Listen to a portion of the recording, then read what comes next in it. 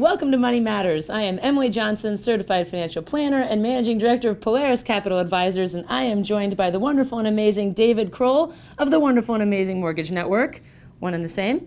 And we are here to discuss all things where your money matters. And we have had sort of, we're getting into the new year. It's very exciting. I'm sure all of you are reviewing your credit card statements and really excited about all those Christmas bills that you've racked up and looking at your financial checklist for the new year, or just putting it underneath everything else and not wanting to look at it. But as far as the economy goes and as far as the markets are going, we are definitely looking at sort of a little bit of a gradual uptrend or continued uptrend, maybe even just a little bit sideways again now that we've had some maybe irrational optimism for the last couple of weeks. So it's going to be interesting to see where it goes. But I know we're going to start at the big level and bring it down to Main Street. So why don't you kick it off with the grand view. Level. Okay, our galaxy is hurtling through space. Our solar system seems to be stable. And it's quite warm here, even though there is no global warming. And the world geopolitical condition is strange. What we have coming about is a great deal of speculation which pushes our expectations for the markets both ways. We have, in other words, all the big issues have pushes and pulls to them. Are we entering a period of protectionism in which trade barriers are set up, in which trade agreements are set aside, in which open markets begin to be slightly closed? Are we entering such a period? Or is that rhetoric, and will we basically accede to the fact that we have a global economy that's pretty much irreversible? The markets really don't know. And this is a huge, huge issue and represents a wait and see. It's really quite impossible to know. A lot of the market speculation has based itself upon a growing economy, a more deregulated, business-friendly, busy economy, business-friendly.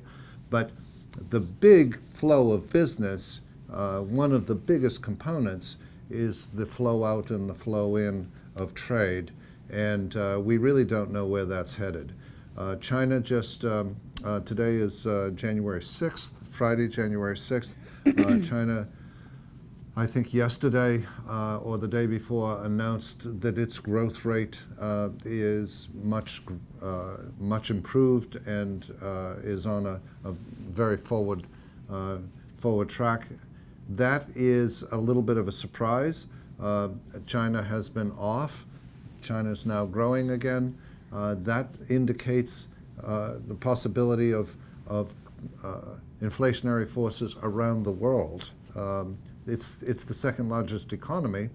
Our economy looks like it's growing now at about 3.5%, which is a 50% uptick from this time last year.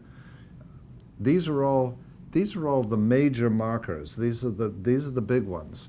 What we're waiting to see over the next 3 to 6 months is whether there's real business activity and real corporate reports that back up these kind of grand movements. On the geopolitical front, Europe is worrisome. We have really Angela Merkel standing alone in Germany. We have one signpost standing alone in Germany as the rock, as the financial center. Mm-hmm. We've got Italian banks that look as if they might go broke. We've got Spanish debt that looks like it may fold. We've got Brexit hovering in the exit of the United Kingdom from the European Union, standing on the sidelines and beginning to be engineered. And that definitely, when you combine that with unemployment in Spain, Portugal, Italy, mm-hmm. the financial concerns throughout the rest of Europe. And then you look at what's happened with the recent terrorist attacks there. I think if Brexit goes even remotely smoothly, and there's any other threats, there's a very real concern that that could be the end of the EU as we know it. Of the EU as we know it. But end of the EU as we know it has all kinds of side effects, which are sort of, I don't know what you'd call them.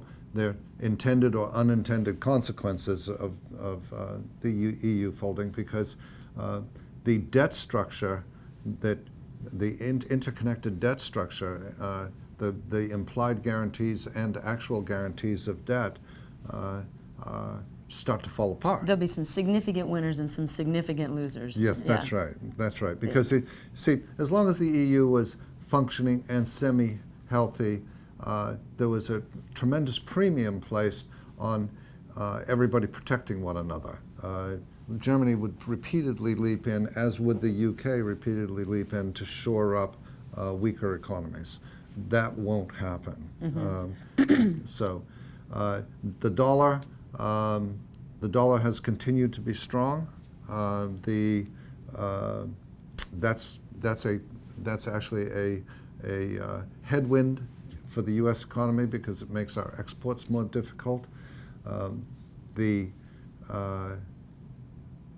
What we're looking at is really a whole bunch of froth and fluff, and we're waiting anxiously to see what's real and what's not real. Right. What's real and what's not real. These might be the most exciting first 100 days in office that we've seen in several presidential terms.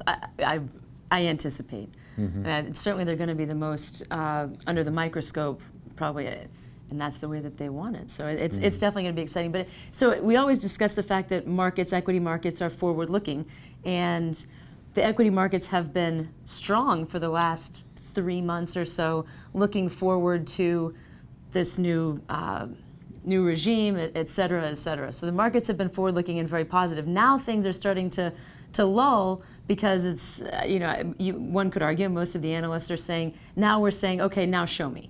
So it's been, okay, we're excited. I think that there is some real possibility around this deregulation. I think that these particular industries, will benefit. And so the market as a whole, the Dow, the S&P, both have had a nice little run. And now for the last, I don't know, almost month actually. So now for the last month or so, we've really sort of seen a, okay, let's wait and see type attitude. You're not seeing a whole lot more cash being put in the markets. You're not seeing any more follow the leader. You're also not seeing massive sell-offs. Even intraday, we're seeing some pretty decent moves, but not 300, 400 point moves like we've seen in the past. A big move in a day would be 100 points now. So that's, and typically that's actually ending somewhat positive, but that's sometimes not, but in those big swing days it has been. So that's really interesting, and we will see a breakout from that trend at some point, either up or down, probably within the first 100 days of this administration, and it could be substantial, actually. It could be very substantial. I mean, in the last 2 weeks, we've seen a bond rally, of all things. Stock market has not gone down. It's been stable and up a bit.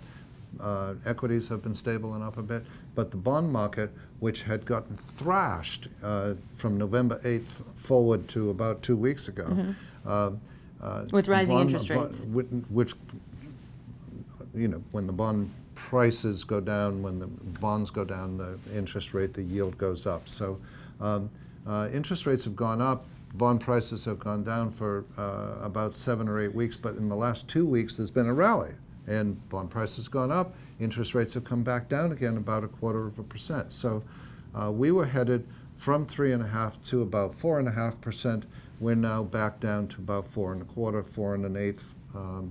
And that's all happened in just the last few days. So, talk a little bit, if you don't mind, since I know you're doing all the talking. So I apologize. I'm going to ask you to do a little bit more. But can you speak a little bit about the Fed minutes that were just released, and the commentary around that? Well, you'll have to speak to the commentary, because I don't know what the commentary was. Okay, well, it was just basically that there's a concern that the Fed might throw a bit of a monkey wrench in what's going on with the stock market, that they might be raising rates a little bit faster than expected. Of course, this Fed does seem to like to make these announcements much more and then clearly, back off. Exactly, much more, yes, Yeah. in advance, unlike previous Feds. So that was the expectation, was that they were going to raise, was it 3 or 4 times, and then it was maybe a few more than that. This I can comment to it because. But actually, we have to take a quick break, so hang on. All right. So you gather your thoughts, and we'll be right back with more Money Matters. Please stick